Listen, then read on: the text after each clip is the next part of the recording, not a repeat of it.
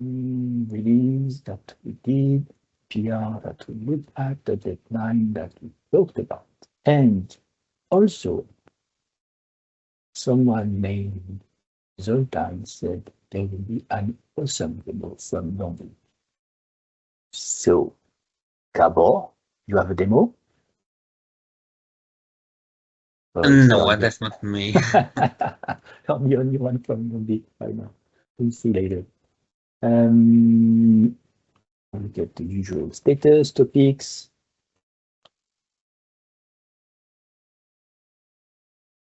Usually we have those first here, the bits there.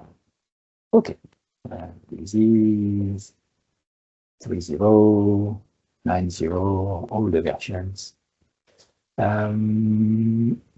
Orchard 1. Orchard Benedict is on fire. So since the 19th, we remove all the filters. I think I have none, so it's fine. Probably didn't mention anything, but it's working on things. And we'll put some PRs. So there will soon be some things on the main branch.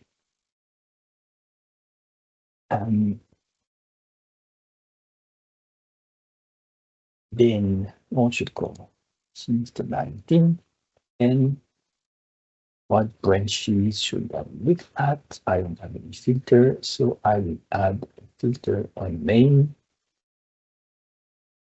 Click there. Beautiful. 19. We saw that. Then we have Twitter. Then we have mkdocs update. Then day after the meeting, 2 days after the meeting, currently after triage, during triage, Mike created the release to one branch and tagged 210. So 210 was shipped. The same changes, but well, it was shipped. It was main branch at that time. Yeah, I believe so. It wasn't Tipu's main, and then which is weird because we have a bifurcation here. Oh no, let me explain that. It's just historically it's after, but it was based on main. Okay, so then changes on main. I will keep on main. Applying all the changes for the branch on the main branch, which is weird. That's what commits here. I think I should have the same one. Contours are updated. Updating main branch to change the default build versions like this.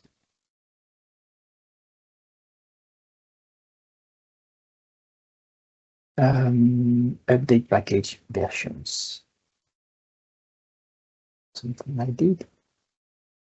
I believe. So updating all the packages that we can without major versions update.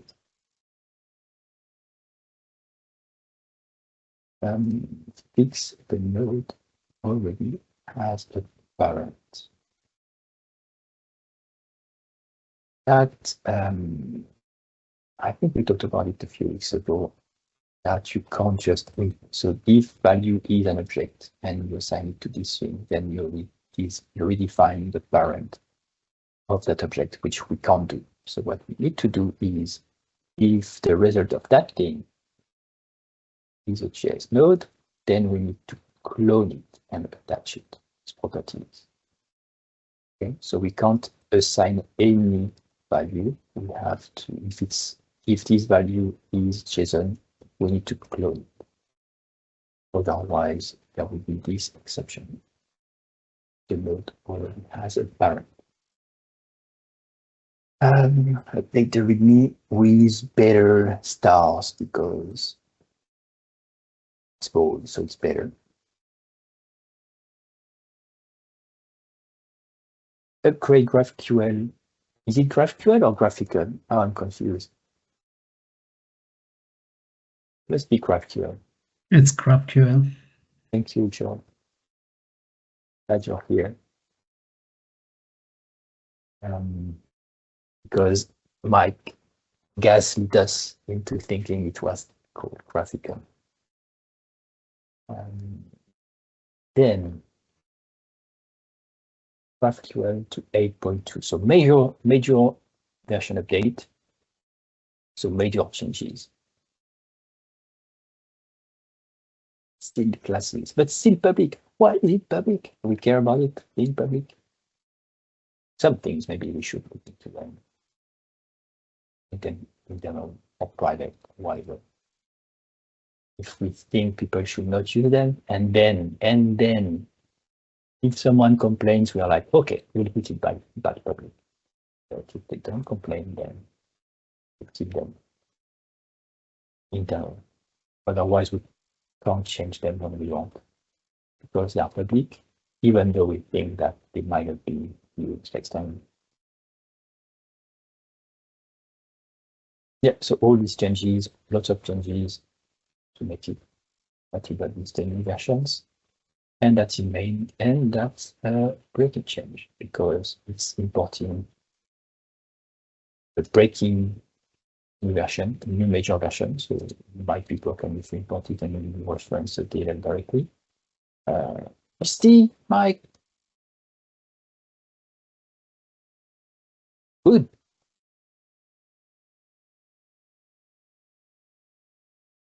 Try add, such that if it was already registered this time, then it's not registering it again.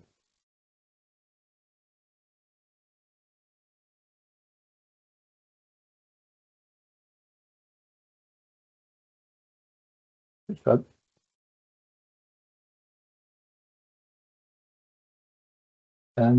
Is it faster? Is it better? Does it work? Has anyone tried it? I'm sure George tried it a little because he did some localization after. So at least it's showing it.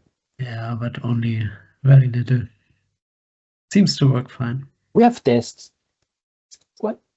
Well tested, I think.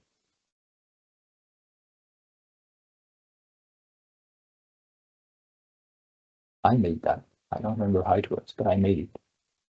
Spading stuff and the where and the recursive wheres and beautiful. It's beautiful. Okay, fix incorrect description. Oh, no one type name here. Okay. Remove obsolete external. So should we use, because here it says instead use blah blah blah. Why not use name of?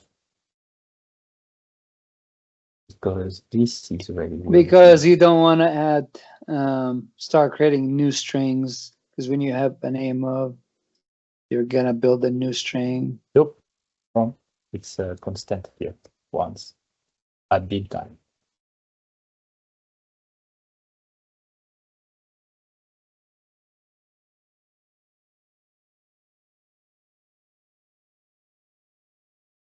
So you agree?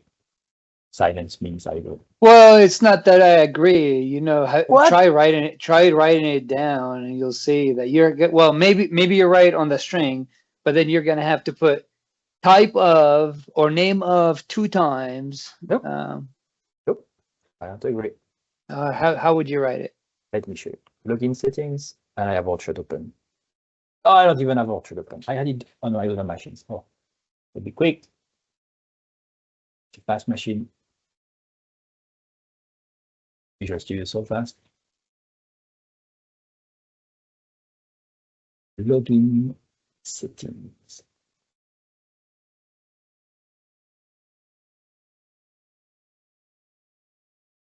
This one. We have so many login settings.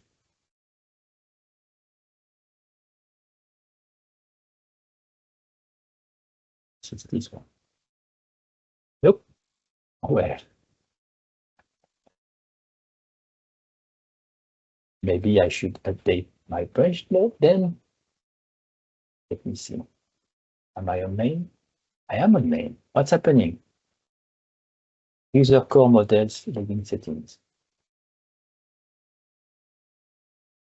What am I missing? Okay, let's copy paste it because I have no idea what's happening.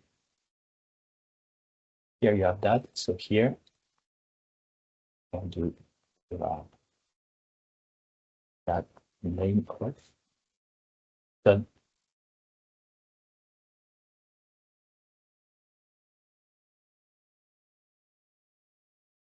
Sense?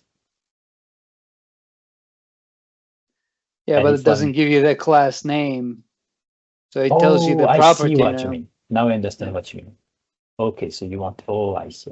So what you mean is that it should be that thing. Okay, makes sense.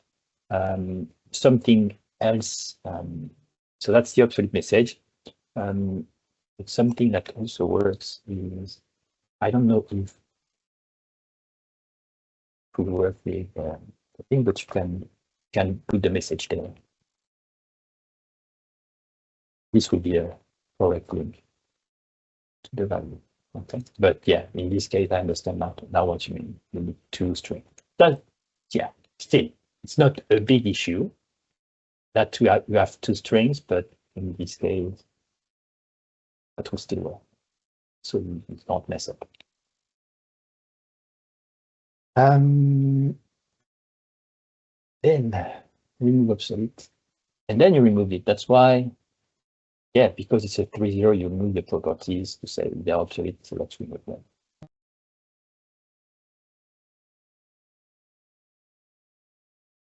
I remove the checks. Okay.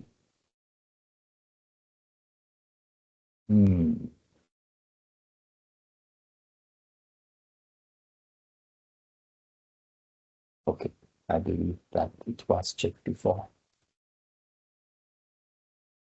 Okay. Assign roles to users should not be implied by edit users. Okay, so if you can edit users, doesn't mean that you can assign roles to users. So it's not implied anymore. Good.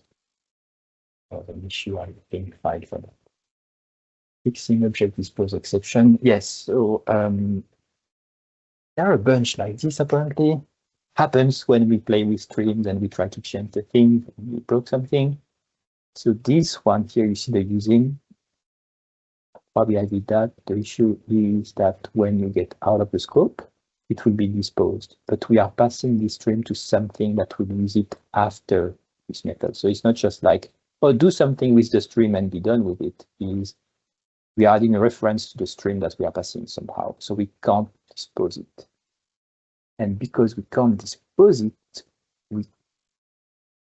it's the same class as before, we just that we have been using, thinking it will be better, but no, it's not better. So now it's same code as before, I believe. Okay. This one, same issue. You can't call that. And Mike just fixed this one. We'll see that another one. I look at this branch, just focusing on this one, prevent external users registration. However, this is probably, yeah. So this is a bug apparently that was introduced to one that was not taking the property disable user registration somewhere into account. It had to be fixed.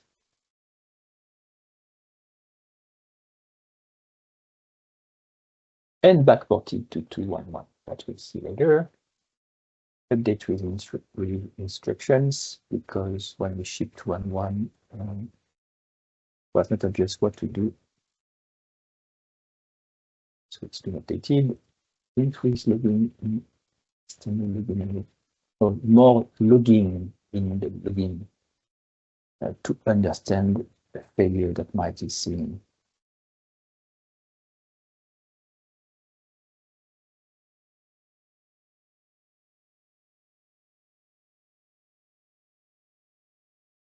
Something that was discussed in the issue, in the PR related to that. To have an example here, Mike, with where they wanted to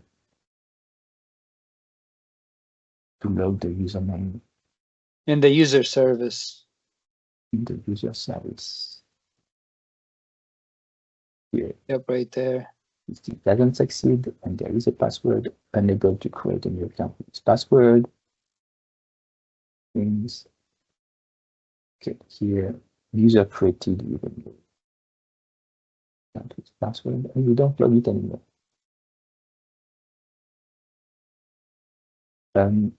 Yeah, so here, I think sometimes suggested, why don't we log the username just to know which one it is? And we pointed that, yes, we can't log usernames because this is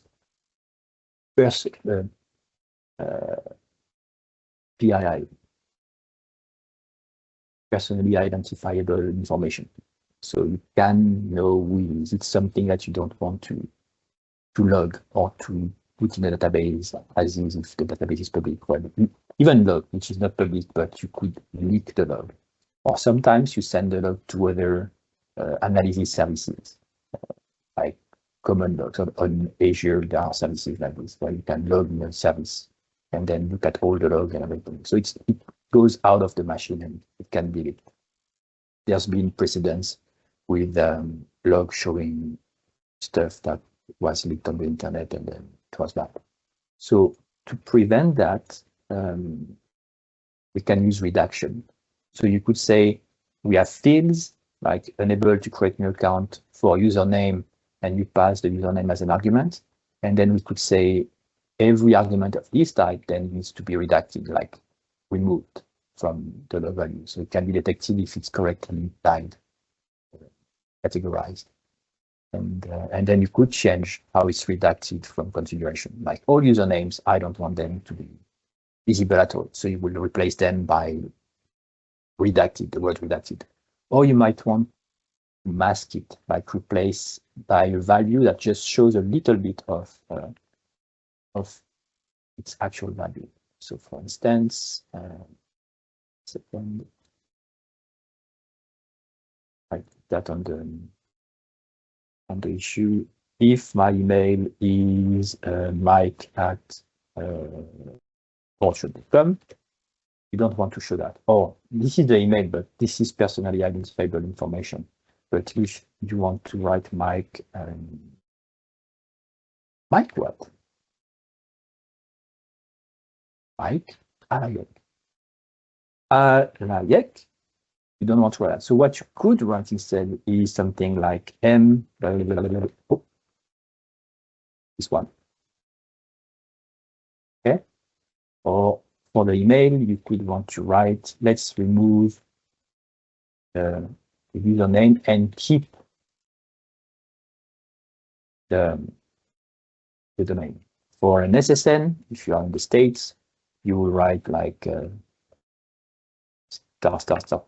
yeah, I can't write stars -123, like the last or unique identifier in your country. You could just write the last 3 digits, for instance.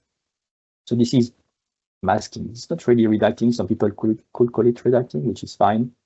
When we see redacting, for instance, we're like redacted. Okay, like you completely remove the value and replace by a placeholder. So that's a way. Another way to do that is by hashing,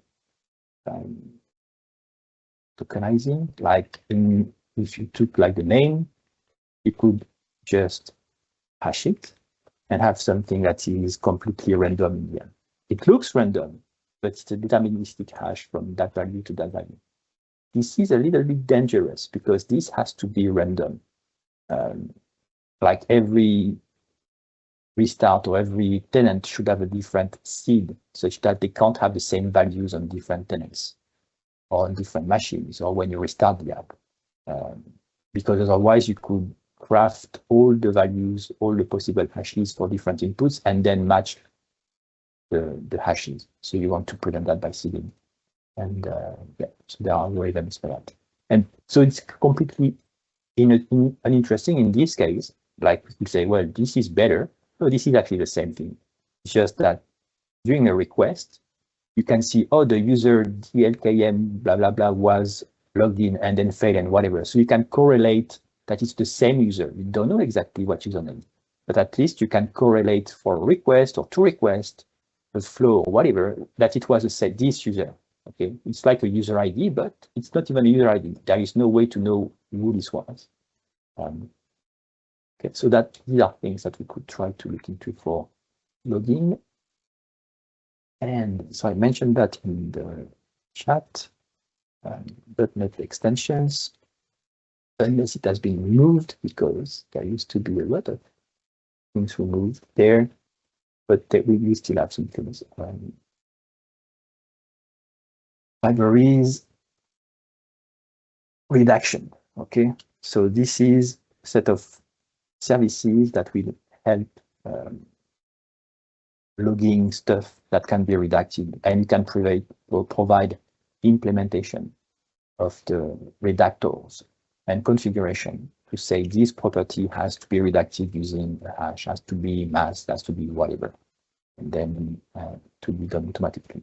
And it's not just for logging, it's also for logging, for instance, HTTP headers. Same thing, you don't want to log everything, like the authorization headers, they have to be redacted completely, right? For some query string, it can apply to many things. So just FYI, if you want to go there at some point, there are things that exist in extensions to do that.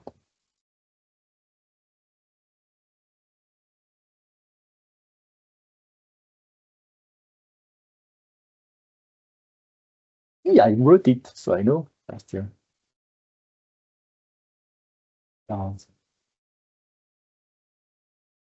so don't need to reinvent that, it exists. Going back here, thank you, Mike, looking into that.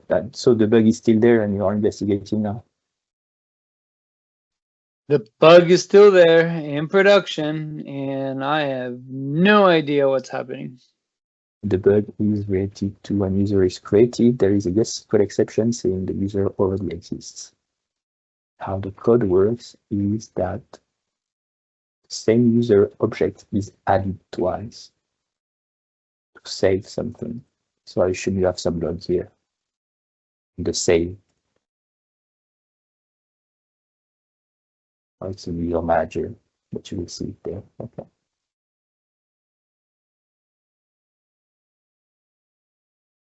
Let's see how it goes. Fix site hanging after enabling the title feature. What do we have? Context, trigger context, but the same thing. Disable async. Enable async.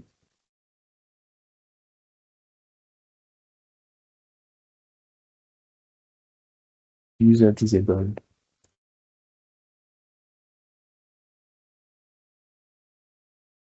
Okay, the event has changed. There is a new user event handlers.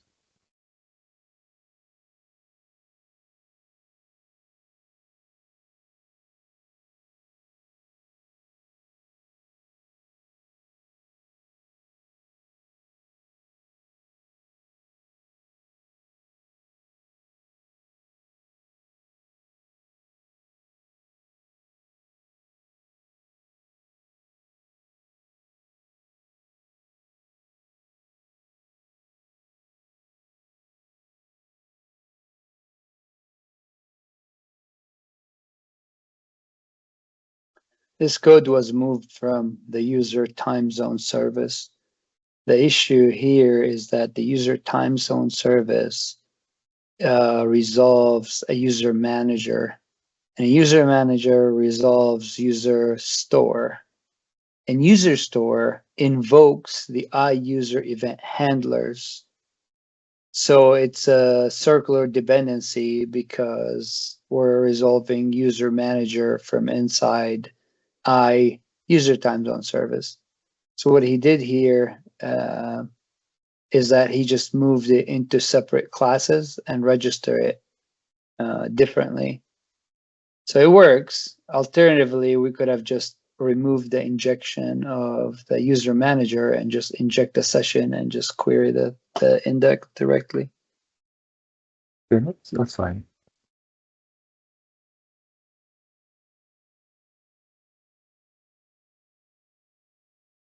So backporting this one. Yep.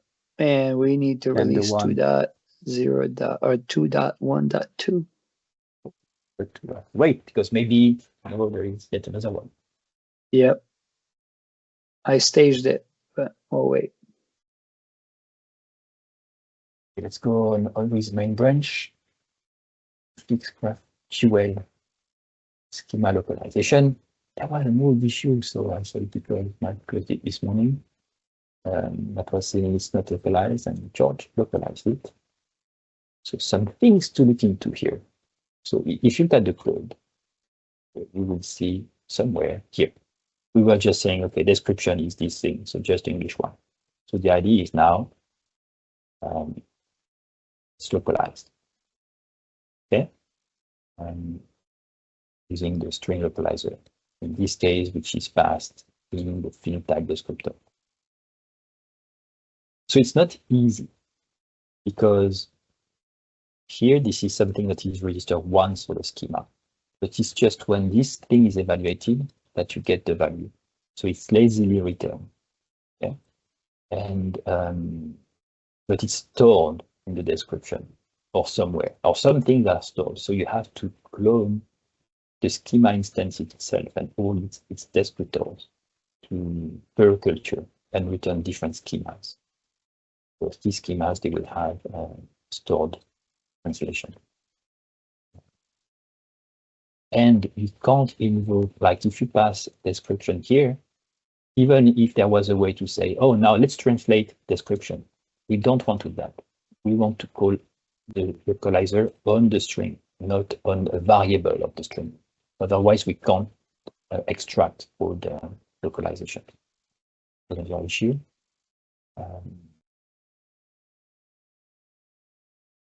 So now everything is translated, and in the service, there is a dictionary per culture, which is kind of weird. Is that weird? Or is that efficient? Would it be better? It is safe. Yes. Compares the name. Okay.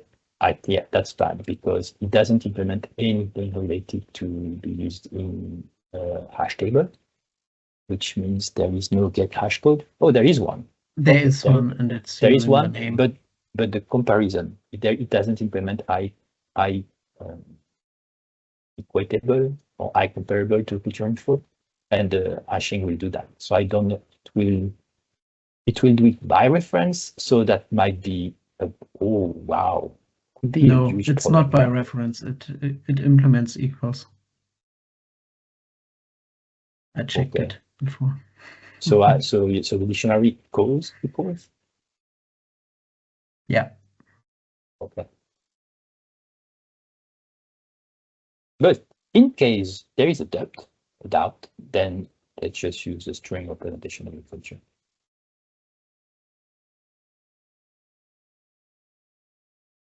Later. This way there is no issue with that. And it's faster.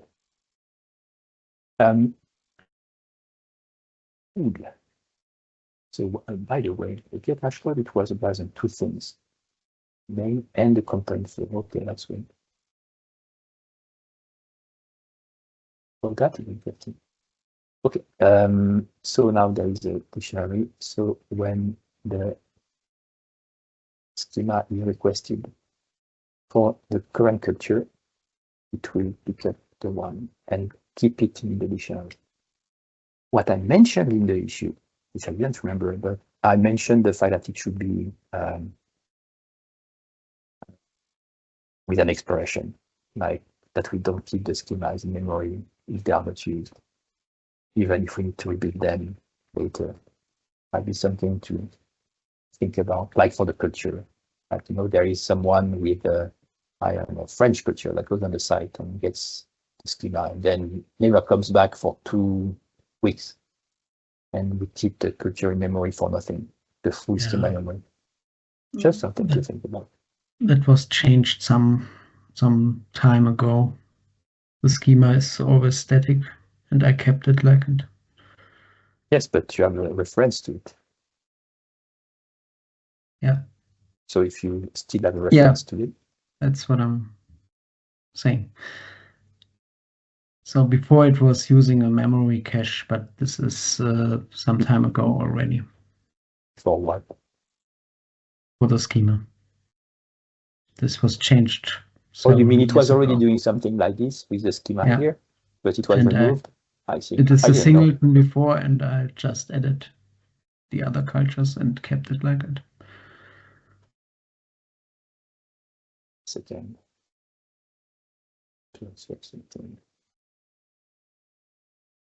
The schema service is a singleton, and it keeps the schema forever. There's no expiration. And I just kept it the same for additional cultures. Yeah. And sometime before, I don't know exactly how long ago, it was using a memory cache, but now it's not. And it was not before. If it had to use an expiration, it would have to be with a memory cache because this is what supports it. Yeah. Okay. Well, if one day we want to also add it back, then we could, instead of the conditional, use just memory cache of that with an expiration. But it would be nice to understand if it matters, if it's taking a lot of space in memory or not. Cool, thank you. Good job. Sitemap disposed stream. So the one we mentioned earlier, same thing here. It was using, now it's removed because, well, this one is pulled, but it needs to be disposed, and it's disposed later on in the code. And 200% I wrote this comment just to say it's fine to return the string, which is work, in the file and not dispose it, because the file object here is used by ASP.NET to render the file, and then we'll dispose the string associated to it. So that's why it says that. And then I probably added the using, even though there was this comment. Cool. Now it's fixed. And yes, so if you keep the using, then it's disposed there and it's disposed by the file. Well, the file tries to use something that is disposed after this method, so that's fine. Nice. Then Mike shipped 2.1.1 with some fixes that were merged from last week, including the security, disabling the users, preventing users from registering, and the fixes, the memory stream and everything. Now we have 2 more, or 3 or more. This one is to be fixed. 2.1. This one, 2.1. I think we said there was another one. There is one coming probably also. So there will be a 2.1.2 very soon.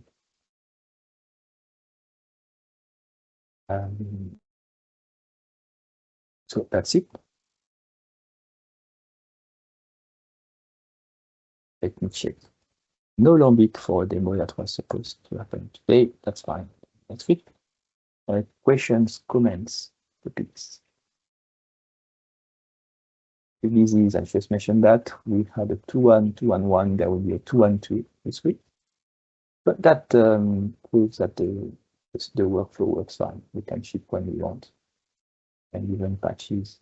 That's great. Current main branch is targeting 3.0, meaning that we accept breaking changes in the main branch. There is Elasticsearch that will do the same thing as GraphQL, importing a new library. Not even a new major version, a new library.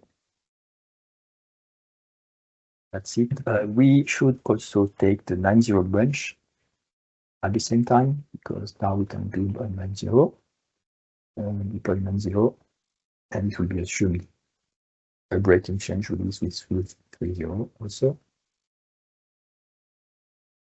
Unless we say that 9.3 would be a 2.3, we could do a 2.3 with 9.0, that would be fine. Still open, you can still do that.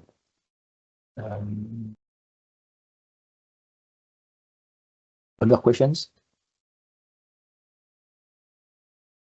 Yarns, things of value to look into. Okay. What do we have? I'm guessing there's no meeting Thursday, yeah? Oh no, yeah, that's thanks. You Yeah, want to join the meeting? We can have No, private I meetings just if you want to want. make sure that you I forgot about it. That's great. Thank you for reminding me because I completely forgot about it. So Thanksgiving on Thursday, so the meeting. Dave is here, Antoine is here. So don't join on Thursday. You can join. Somebody will open the room. If Gabor is not joining, somebody will open the room. George also, sometimes you join us.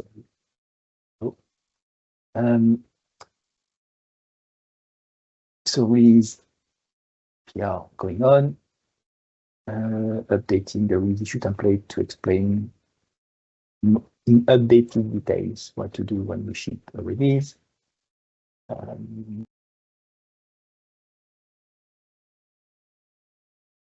I use translation, moving the reference from the package of the package translation.all. Oh yeah, I remember now.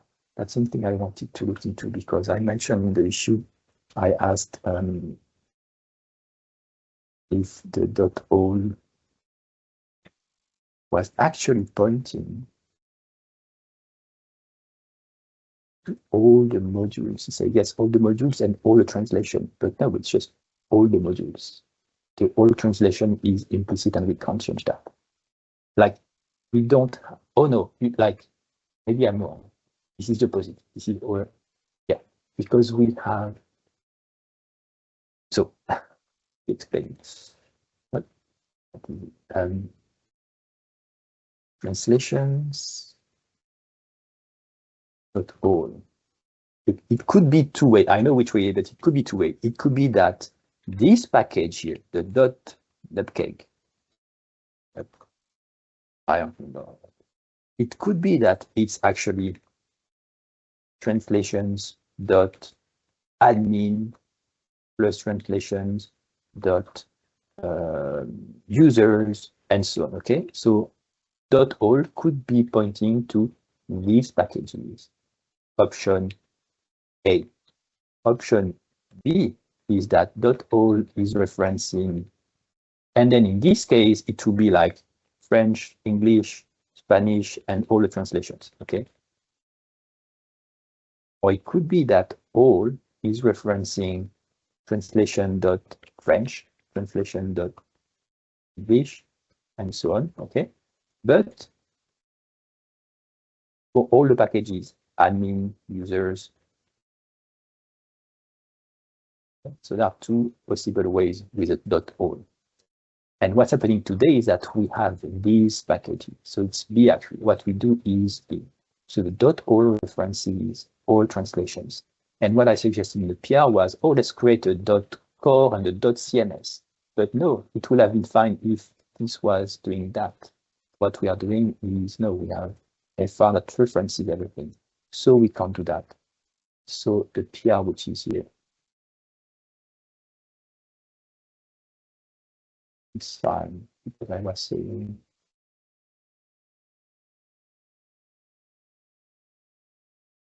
here, change is to reference the .all translations instead of the CMS into the core. CMS references core, so it will have the translations. No, it doesn't, so it won't have the translations in there. So what's the issue with that? Move translation to this one to fix. If someone wants to use a module, it should be properly translated at all times. So core should have, oh, cms.core, sorry, not core, cms.core. So yes, so CMS will have it. So even if you don't use our web project, you will still have translations. So okay, so I think that's fine. So yeah, so now the core target. So even if you create your own Orchard project using templates, you will have a translation. So that's the goal. Then this one, which is also important, referencing the new Elasticsearch client library. So why is it failing? Test?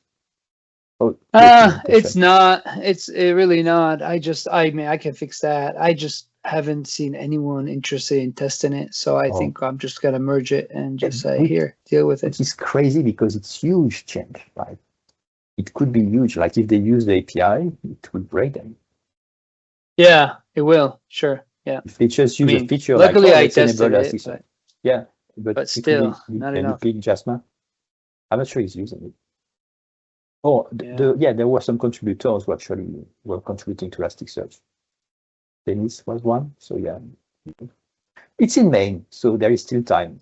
They just won't be able to complain in a few weeks when we ship 3.0. Like, yeah, you merge it, like, right?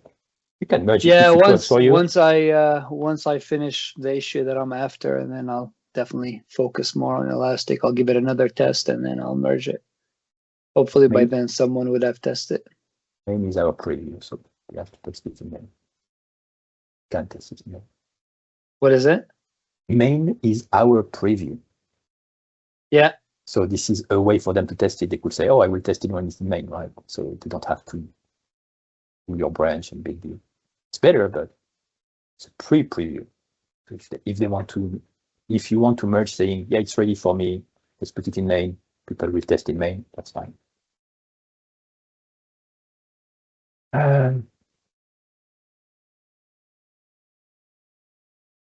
This one I kept it. This is the one that is updating, that is creating a script to update packages. And I said, and I haven't had time to do that, I would like to change that as you suggested, that if there is a PR already open and we run the script again, it should just update the PR or just say no, do nothing, wait for the PR to be done. Or if there were no changes on the PR, just update the PR. If there were changes, then just don't do anything. So I need to update that, but I don't want to close the PR. I want to keep it available. Just go play with that. Just merge.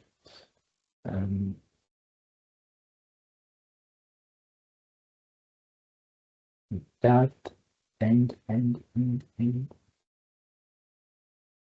Oh yeah, about updating packages. I updated Fluid. It's faster. We need to take it. I updated the benchmarks. Maybe we can see that. Yeah, they were like more like 3 something. Now it's 2 something. It's almost. It's 10% improvement. It's more like 10% improvement. I think I measured 40% improvement. In some cases, even the big one here, it was like same as Scriban. It was like 18 microseconds. Now it's 10 after this latest update. So that's much better. Found some things to improve also in Parlot, but it's visible in there. So yeah, so this one we can update. What else? I think that's it. Other topics I'm missing?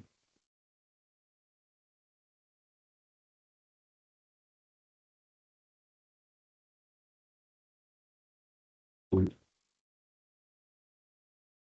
Mirage is here, and Mirage hasn't changed. Hello. I think he might have a demo. Mirage? Yeah, no, not today. Maybe okay, next. Fine. But while you're here, I will mention something because you are the expert in placement, right? Sorry? You are the expert in placement. No, not really. Not anymore, or not really? Because you used to do a lot of changes there. Yeah. So and there was a thread recently about someone asking for help on how to place, and I'd forgotten how it was working. And Mirage explained, I reminded, hey, you should do that and that and that. And something we mentioned during the conference or around the conference was we could cache the placements because we apply the placements again and again, and usually it's the same result or the same source. And we parse, or we also parse them all the time. Like every time we have a location string, we try to extract everything and parse them and apply them. So I'm pretty sure there is some perf improvement to do there. And something also that could be done would be that if you look at how the placement logic is built, it's something like we have a lambda. So it's like, let's say it's a func that returns a bool.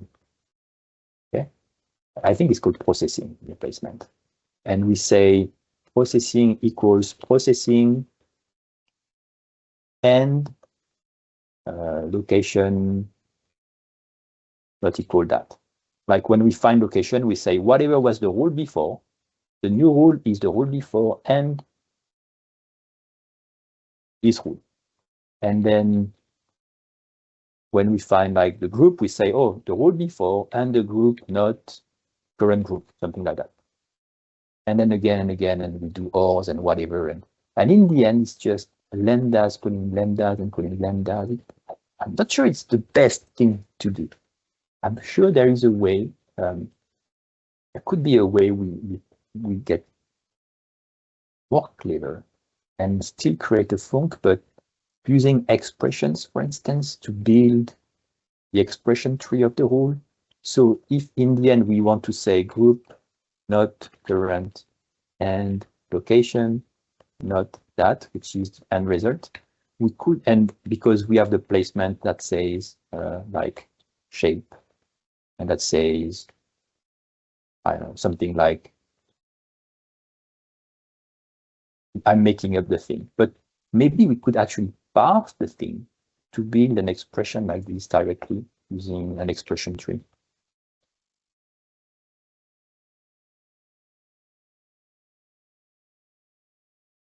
See, and then in the end, you can call that dot compile, and what you get is the actual code that does that once and for all. And you can just like invoke, like you get a func, and then you can just invoke that again and again. That might be a nice thing to do. Just giving ideas for people if they want to have fun and doing something interesting that would benefit the perf. This is what Barlow does for the grammar when you do the compilation mode and not the interpretation mode. That's super useful. So I thought about like placement. We could do some things like this. It's not just caching the strings to the tree, because same thing, like once we have that, we don't have to reinterpret again. We could just say, oh, this is the expression matching this thing. But I'm pretty sure every time we render a shape, we parse again the placement to render it. Just some ideas. Awesome. Done. Oh, Mike, did you say something and I interrupted you? No, I don't. Oh, Okay. You know what? One thing you can look at that maybe, did you reply to it? That ensure checkbox are prevented. That one in the middle, right under where it say do not merge, that PR. Up two more. Yeah. Go down one more. Yeah, that one. Oh, go up one. You're moving too fast. The checkbox. Okay, this checkbox. Okay, Yeah. ensure checkbox is uploaded. Yeah. Because if this is something you don't have any issues, then we should probably backport it too, because it's a problem in previous Oh, it's version. a problem? I didn't know. I thought it was just for a special case. We should not backport something that was broken before. I don't know if it was related to 2.1 or is before. I don't really know. Because the risk of backporting something that was broken before is that we are breaking something else. Yeah, agreed. I just don't know when this issue happened. So But We he can said, look "Oh, at this the is my issue. case." Oh, sorry, and then he found a repo and filed the PR. Because it's doing some weird changes. I had to, yeah, so I did this thing, right, to explain what it is. Unlike other input controls, the checkbox's value is only included in the submitted data if the checkbox is currently checked. Then the value of the checkbox's value attribute is reported as the input value. So if you have a checkbox type with a value attribute and you check the checkbox, it will use the value attribute. But if you don't put a value attribute, it will use the value on. And this is not what ASP.NET does, but if you use a workflow and forms, it's not processed by ASP.NET.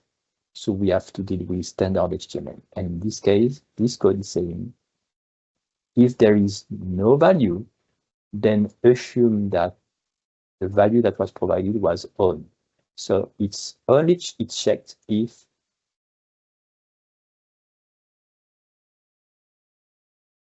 the value you get is equals to on.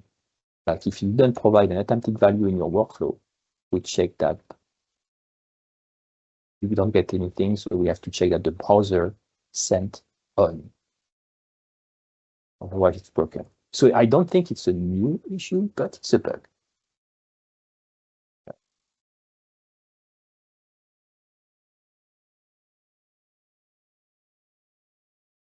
So that's the thing. I had no idea. Maybe I knew like ages ago, but I had no idea it was the case. Did anyone know that this rule that on is the value that a checkbox, and if you don't provide the value? But so yeah, to be discussed. Like, how to say, we could ship a 2.3. Like saying, oh, it's a new thing with new bug fixing, but on the patches of 2.2. But like if we ship 9.0, we could say, oh, let's grab some other things also there. We have so many of these there. Cool. Okay, it's time. Thanks everyone. See you next week. But on Thursday. Thank you. Thank you, guys. Bye-bye. Bye. Bye bye. Great Thanksgiving. Bye bye.